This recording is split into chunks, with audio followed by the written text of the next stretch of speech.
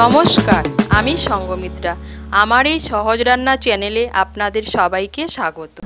আজ আমি রান্না করছি মটর ডাল আর কাঁচা কলা দিয়ে দারুণ স্বাদের একটা নিরামিষ রেসিপি। আপনারা নিরামিষের দিনে খুব সহজেই বানিয়ে নিতে পারেন এই রেসিপিটি। প্রথমেই মটর ডাল দিয়ে পেস্ট বানিয়ে নেব।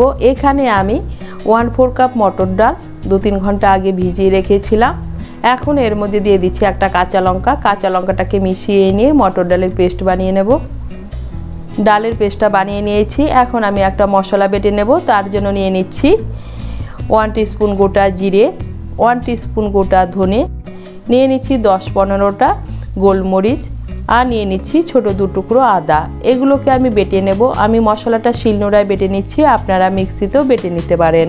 মশলাটাকে বেটে নিয়েছি। এদিকে আমি 2টো কাঁচা কলাকে কেটে খোসা ছাড়িয়ে হলুদ জলের মধ্যে ভিজিয়ে রেখে দিয়েছিলাম, যেন কাঁচা কলা দুটো কালো না হয়ে যায়।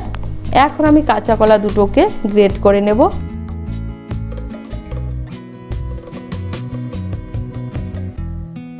এই দেখুন, কাঁচা কলা দুটোকে গ্রেট করে নিয়েছি। এখন এর মধ্যে নিয়ে নিচ্ছি আমি মটর ডাল দিয়ে যে পেস্টটা বানিয়ে নিয়েছি, সেই মটর ডাল বাটা। এখন এর মধ্যে নিয়ে নিচ্ছি আর কিছু উপকরণ। নিয়ে নিচ্ছি 1/4 টিস্পুন হলুদ গুঁড়ো, আর নিয়ে নিচ্ছি 1 টিস্পুন ভাজা মশলা। ভাজা মশলার মধ্যে নিয়েছি গোটা জিরে, গোটা ধনে, শুকনো লঙ্কা শুকনো খোলায় ভেজে গুঁড়ো করে নিয়েছি, আর নিচ্ছি স্বাদ মতো নুন। সমস্ত উপকরণ ভালো করে মিশিয়ে নেব।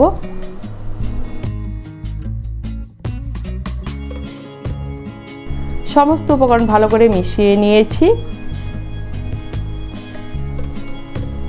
এখন আমি এটাকে সাইডে রেখে দেব। এদিকে কড়াই বসিয়েছি। কড়াইতে দিয়ে দিয়েছি সর্ষের তেল।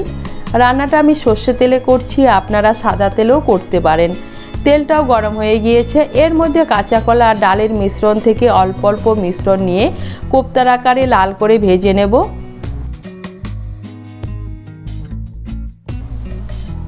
এই দেখুন, আমি কয়েকটা কোপ্তা কড়াইতে দিয়ে দিয়েছি। এখন আঁচটাকে মিডিয়াম করে কোপ্তাগুলোকে লাল করে ভেজে নেব।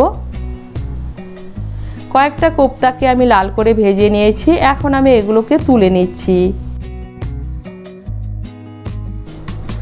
বাকি কোপ্তাগুলোকে আমি এইভাবেই লাল করে ভেজে নেব।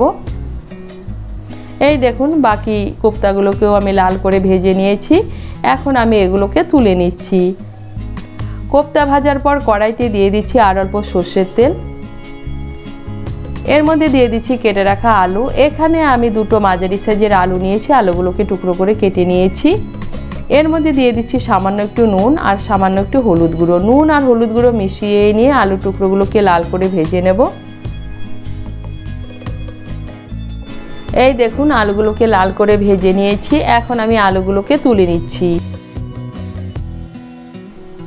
আলু ভাজার পর কড়াইতে যে তেল আছে, এই তেলেই রান্নাটা করছি। এর মধ্যে দিয়ে দিচ্ছি একটা তেজপাতা, 2টো শুকনো লঙ্কা, আর দিয়ে দিচ্ছি 1/2 টিস্পুন গোটা জিরে।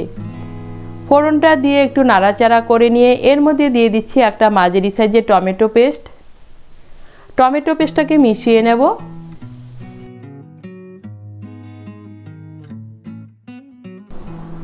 টমেটো পেস্টটাকে মিশিয়ে নিয়ে একটু নাড়াচাড়া করে নিয়েছি। এখন এর মধ্যে দিয়ে দিচ্ছি বাটা মশলা। আমি যে বাটা মশলাটা বেটে নিয়েছি, সেই বাটা মশলা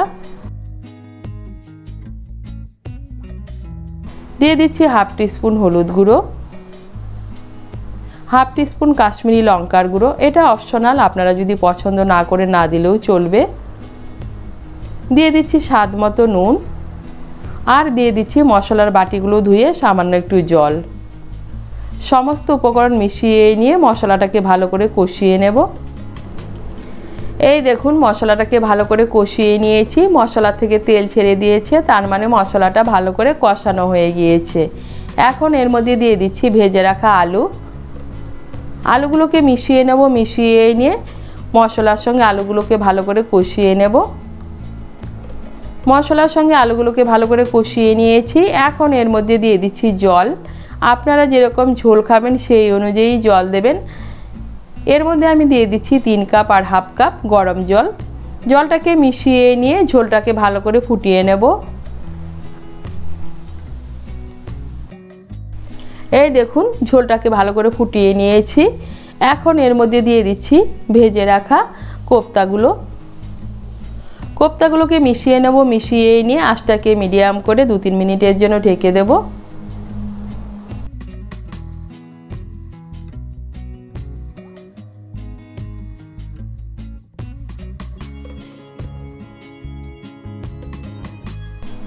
আঁচটাকে মিডিয়াম করে 2 মিনিটের জন্য ঢেকে দিয়েছিলাম।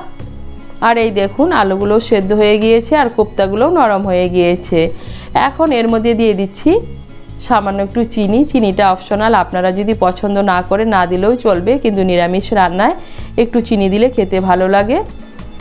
দিয়ে দিচ্ছি 1/2 টিস্পুন গরম মশলার গুঁড়ো আর দিয়ে দিচ্ছি চিড়ে রাখা কাঁচা লঙ্কা। মিশিয়ে নেব। মিশিয়ে নিয়ে আঁচটাকে বাড়িয়ে আরও 1-2 মিনিট রান্না করে নেব। আঁচটাকে বাড়িয়ে আরও 2 মিনিটের মতো রান্না করে নিয়েছি। আর এরকম একটু ঝোল থাকতেই নামিয়ে নেব, তা না হলে তরকারিটা ঠান্ডা হলে বড়ায় ঝোল টেনে নেবে। আপনারা নিরামিষের দিনে এভাবে মটর ডাল আর কাঁচা কলা দিয়ে কোপ্তা কারি বানিয়ে খেয়ে দেখবেন, খেতে কিন্তু দারুণ লাগে। আপনাদের যদি এই রেসিপিটি ভালো লাগে তাহলে লাইক এবং শেয়ার করবেন, আর রেসিপিটি কেমন হয়েছে কমেন্ট করে জানাবেন। আরও নতুন নতুন রেসিপি পাওয়ার জন্য চ্যানেলটিকে সাবস্ক্রাইব করে পাশে থাকবেন। ধন্যবাদ।